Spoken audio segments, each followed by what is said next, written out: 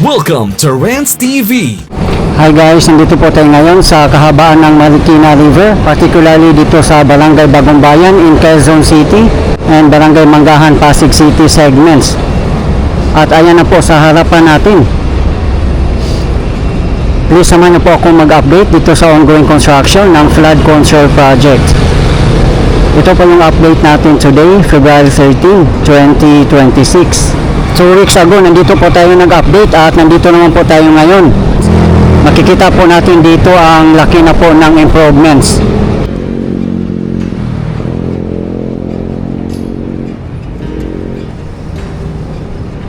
Sa likod po ng pader, ayan po, binubuhusan na po nila ng mga lupa at pinapatag po nila. Then sa pinakabandang taas o pinakaibabaw po ng pader ay bubuhusan po yan ng concrete at meron din po concrete railings at magiging riverwalk na rin po yan.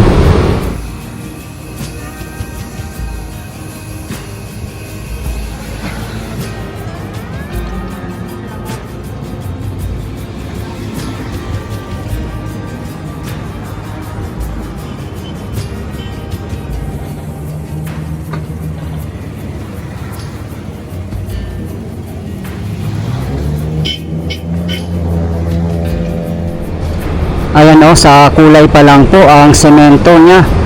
Grabe, talagang makikita po natin dito na matibay po talaga ang gawa ng mga Japanese construction firms. Tagtad pa po ng bakal. Isang tingin mo pa lang po na talagang mamamangha na po kayo sa ganda niya at sa tibay. Doon naman po sa tapat natin ang side ng Barangay Manggahan in Pasig City. Dito po tayo ngayon nakapwesto sa F. Manalo Bridge.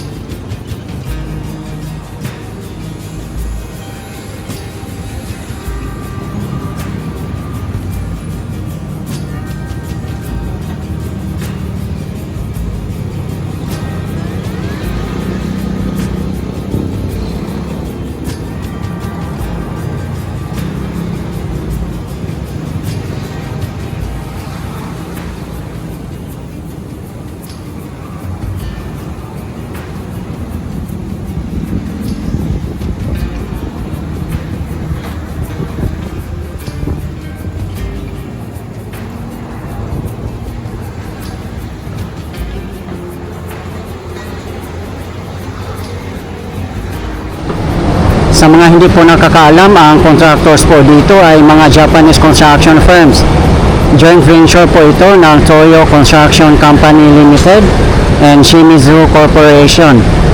At ang buong project naman po ay funded ng JICA o Japan International Cooperation Agency.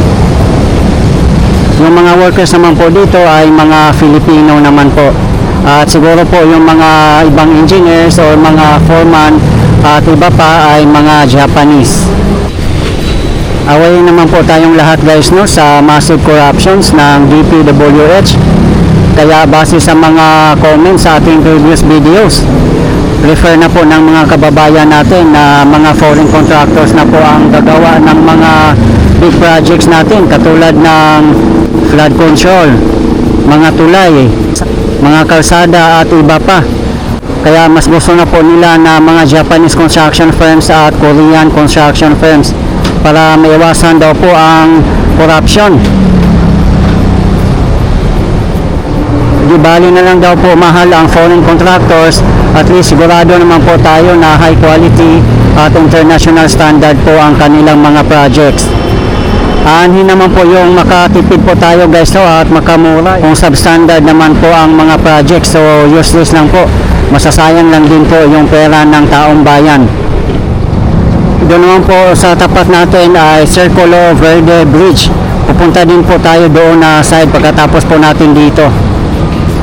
At dito naman po sa side ng Barangay Manggahan ay nagbubuhos na po sila yung pinaka-pader.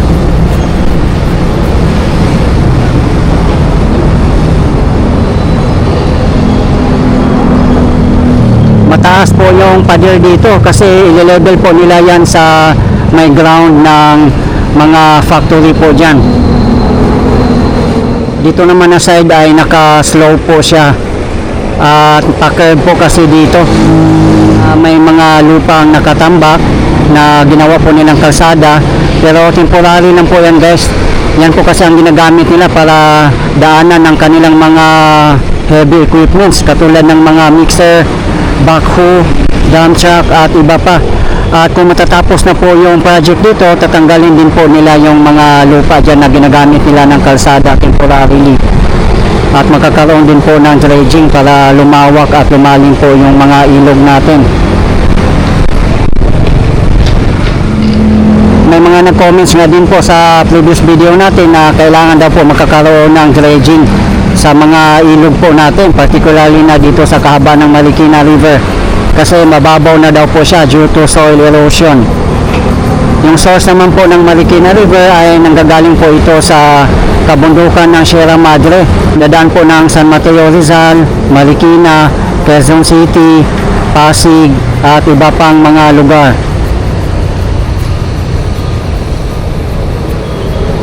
The last time naman po nung nag-vlog po ako sa bayan, nakita ko po na ongoing po ang dredging doon na area. Yung mga lupa nakalagay sa mga sako bag. Yan, yung pinakalikod po ng pader na yan ay bubuhusan po yan ng mga lupa at yung pinakaibabaw po niya ay bubuhusan po at gagawing concrete at magsiserve na rin po as river walk. At magkakaroon din po yan ng concrete railing, yung pinakataas po niya.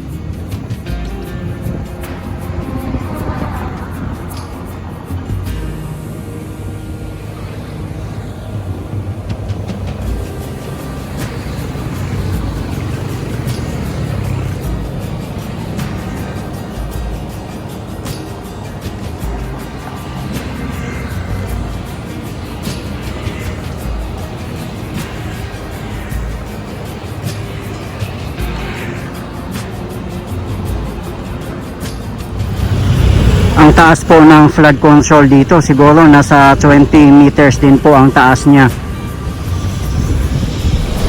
Dito naman po tayo sa other side ng F. Manalo Bridge. Dito pa rin po sa side ng Manggahan, Pasig City. Ayan no, makikita po natin dito na full blast pa rin po ang construction. Grabe, nakakatawa po tingnan guys no, na tuloy-tuloy pa rin po ang construction ng mga infrastructures natin. Doon na po sa tapat natin ang Barangay Santolan and Barangay Bagong Bayan segment. Meron din po tayong update na sa aking previous video lang po. Ang laki na rin po ng improvement doon.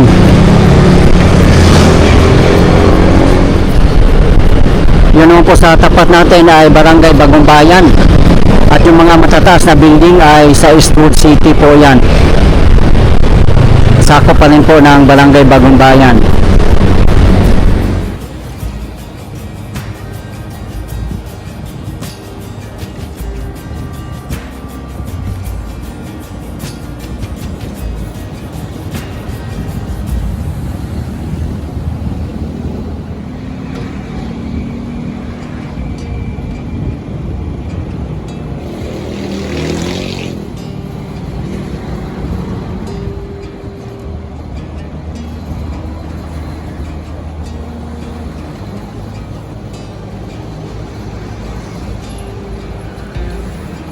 Dito naman na area, hindi ko na naabutan or nakita kung may mga nakatira ba dito dati.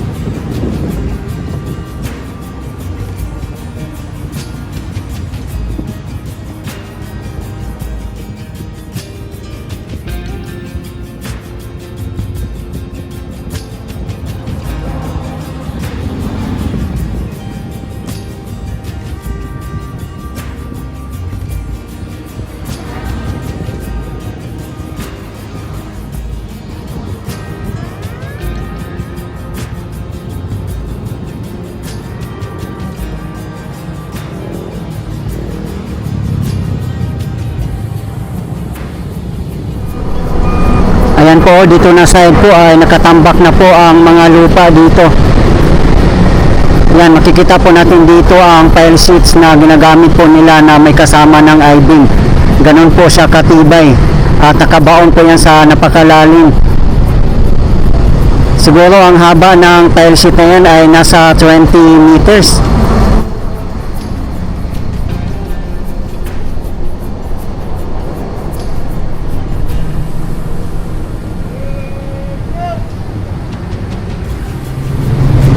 Ayun po, ginagamitan po nila ng backhoe. Bubuhos na po sila ng mga lupa doon sa likod po ng pile sheets.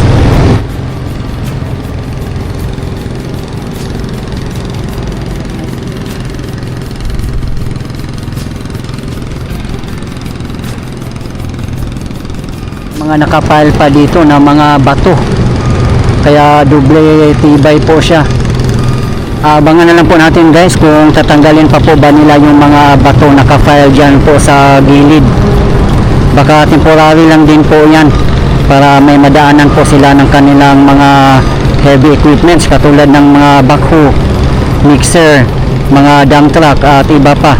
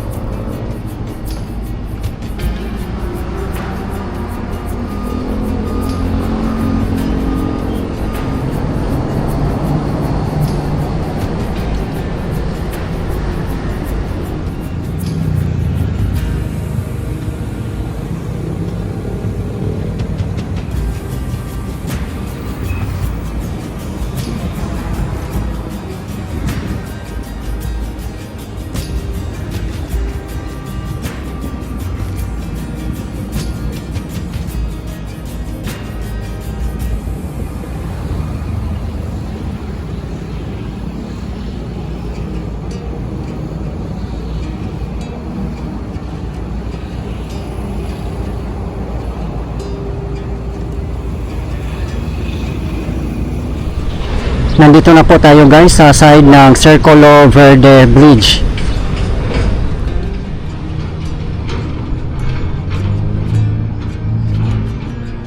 yung inupuan po ng mga workers. Yan po ang magiging river walk. Yan po ang pinakataas niya. At yung nakikita nyo po ng mga bakal, yan po ang pinaka railings. Meron naman po kasi itong existing na flood control. Ayan po oh. Nakita po natin na nagpapahinga na po yung ibang mga workers. 5:30 PM na po.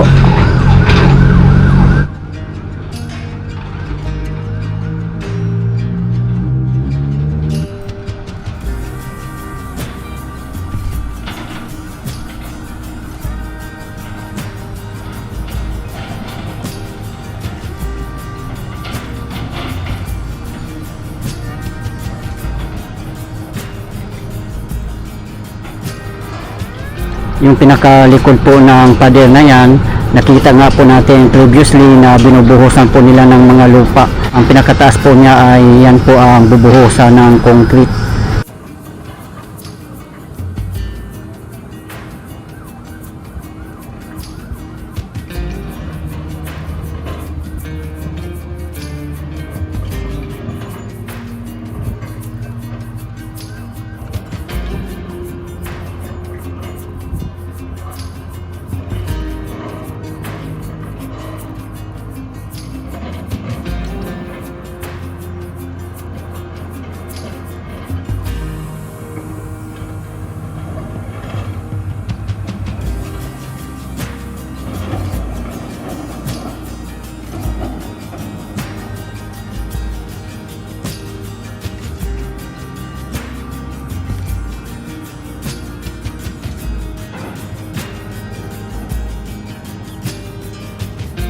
Nagdi-dredging po sila. Yan, tinatanggal na po nila yung ginawa nilang temporary na kalsada.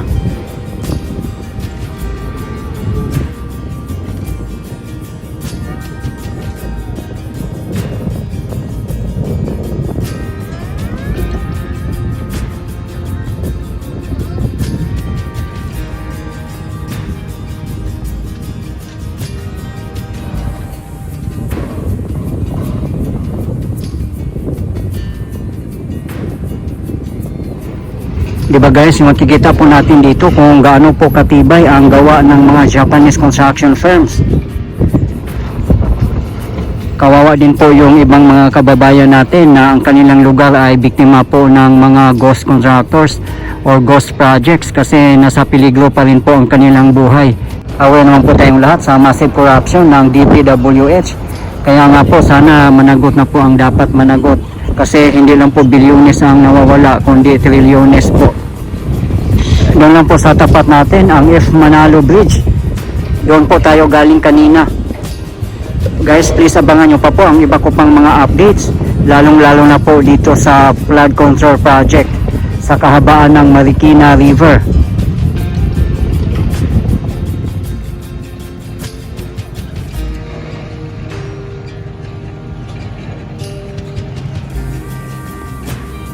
Dati guys, sa may gilid ng river wall, meron pong mga nakatambak na mga lupa dyan. Ginawa po nilang temporary na kalsada. Kaya napakaganda na po niya tingnan. At kasunod po niyan ay gagawa na po nila ng pader yan. Katulad po nun.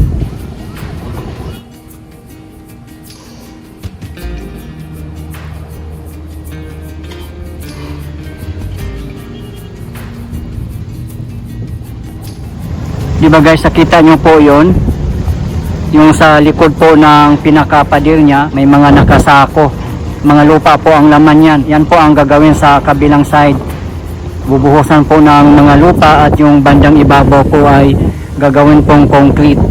Meron pong concrete railings. Napakataas po niyan guys. Ang level po niya ay sa level po ng mga factory. Napakataas po niyan guys kasi ile-level po nila sa ground ng mga factory.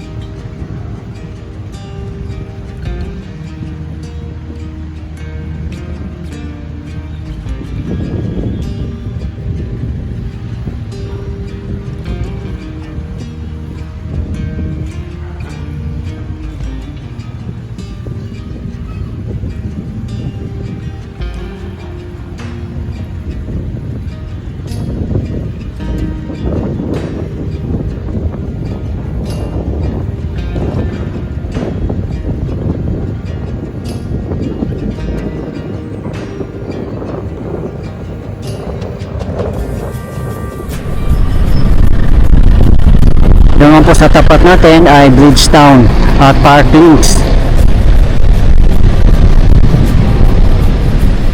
Dito naman na side ay same as usual pa rin po.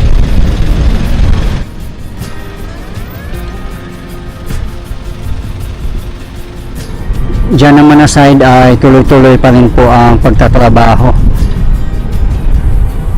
Sa ngayon hanggang dyan pa lang po sila, pero dire-diretso po yan papuntang Bridgetown.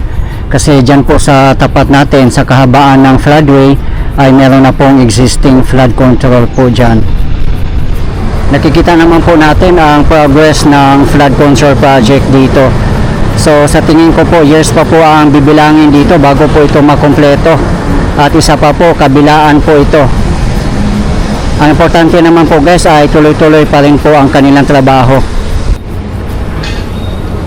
Kung matatapos na po yung kabuuang project ng flood control dito sa kahabaan ng Marikina River, hindi lang po ito pambaha, kundi pasyalan na rin po natin kasi magkakaroon po ito ng river parks, esplanade, bike lanes at iba pa.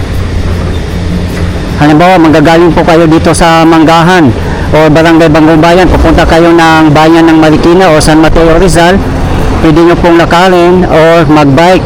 Kaya napaka-convenient na po, no? Lalo na kung mag-walking o jogging, napakaganda po. Okay guys, ito po yung latest update natin ngayon dito sa ongoing construction ng flood control project dito sa Barangay Manggahan in Pasig City and Barangay Bagumbayan, Quezon City segments. As of today, February 13, 2026. Maraming salamat po sa patuloy niyong suporta at panonood ng aking mga videos. I really appreciate po. At hindi po ako magsasawang i-update kayo, lalong-lalo na po sa mga government infrastructures. Mabuhay ang Pilipinas. Okay guys, thank you for watching and keep safe everyone.